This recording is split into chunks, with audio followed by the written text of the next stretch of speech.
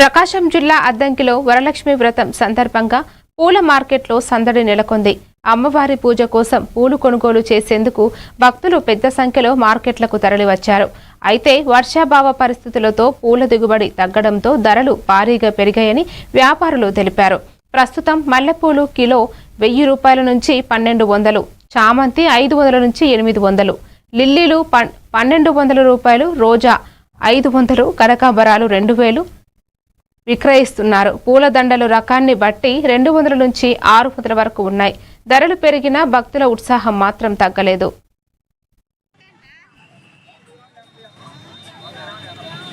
గిట్టుబాటు అవుతుంది.